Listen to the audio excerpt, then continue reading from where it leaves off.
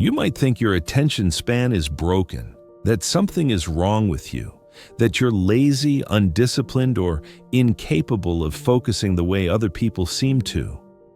But that's not what's happening. You're not bad at focus. You're just very well trained at distraction. The mind learns through repetition. Whatever you practice daily becomes automatic.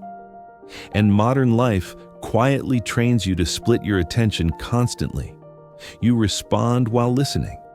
You scroll while eating.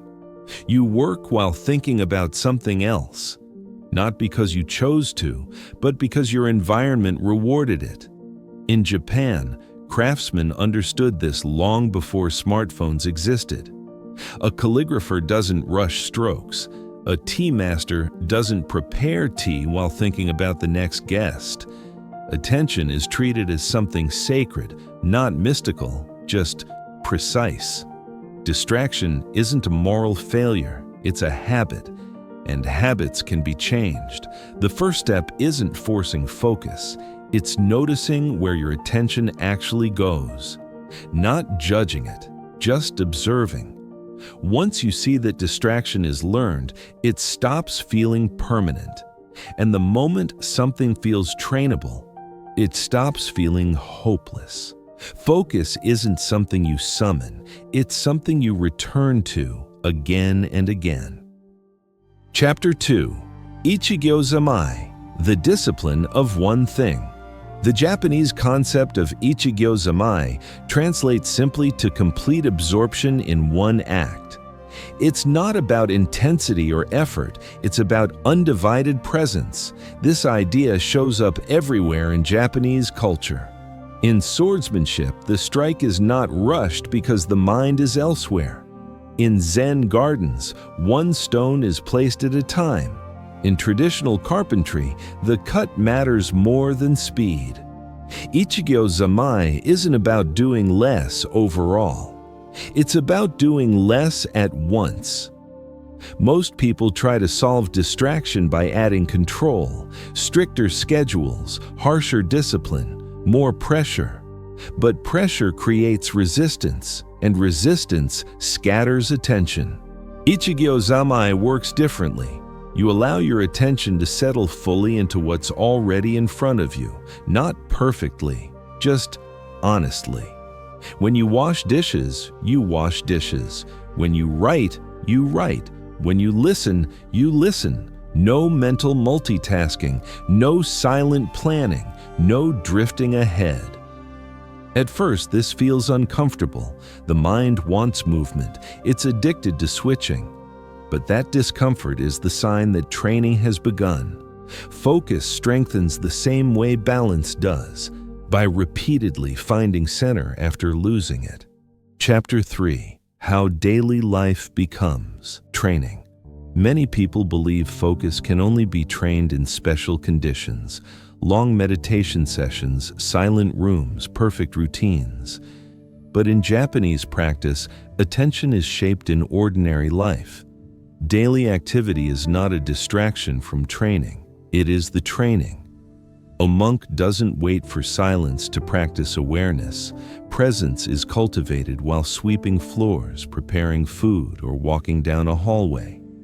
These simple actions are treated with care, not because they are important on their own, but because attention is.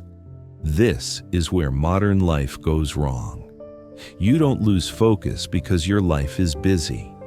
You lose focus because you're rarely fully where you are.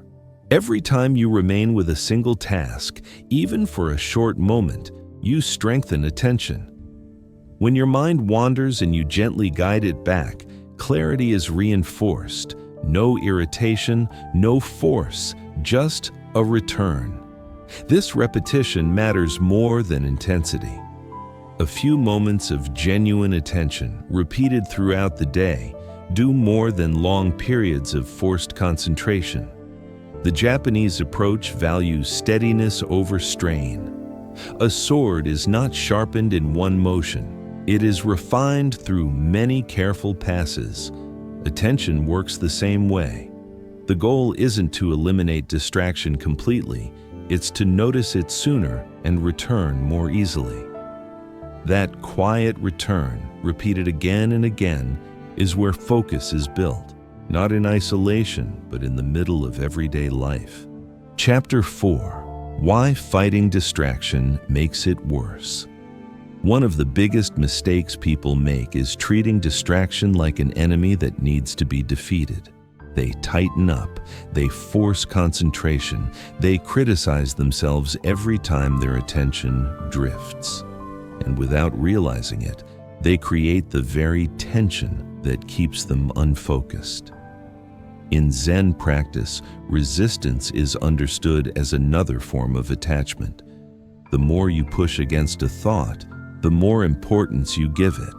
The mind learns that distraction is dangerous, something to react to, and that reaction keeps the cycle alive.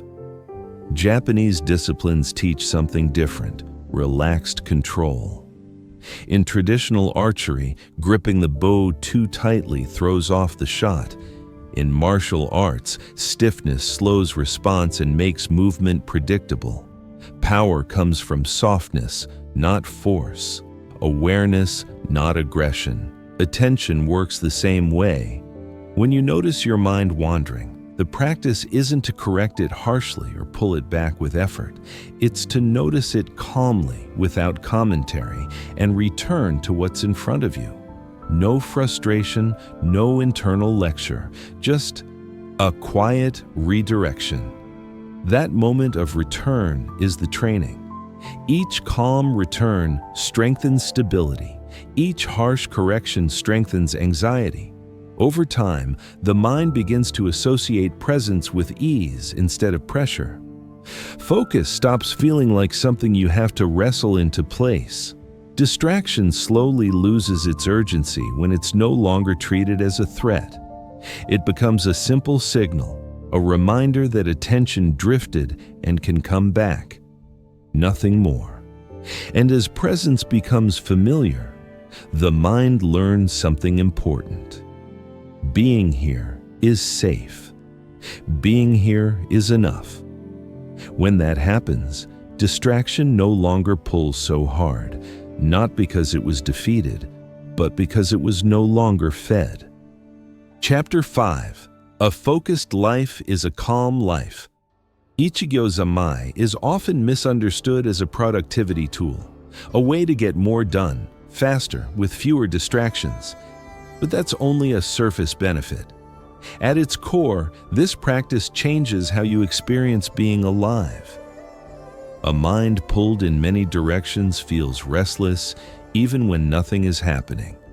You sit down to rest, but your thoughts keep moving. You finish a task, but your attention is already elsewhere. Life becomes a series of moments you rush through without fully inhabiting. A focused mind feels different. Even during effort, there is calm. Not because things are easy, but because attention is no longer divided. When your mind stops jumping forward or replaying the past, experience becomes lighter, simpler, more direct. This is why Japanese philosophy connects attention with peace. Presence isn't something added to life, it's what remains when unnecessary movement drops away. You don't need to control your entire day or eliminate every distraction. That only creates pressure. What matters is something smaller and more realistic, giving this moment your full attention. Just this step, just this breath, just this action. Then, when it's finished, the next one. Over time, focus stops feeling like something you're trying to force or maintain. It becomes a way of moving through the day. You begin to live from attention instead of chasing it. Distraction doesn't vanish overnight. It still appears, but it no longer commands you. Clarity begins to replace urgency. Stillness replaces friction. This is Ichigyo-Zammai, one thing at a time, not perfectly, not rigidly, but consistently and with care.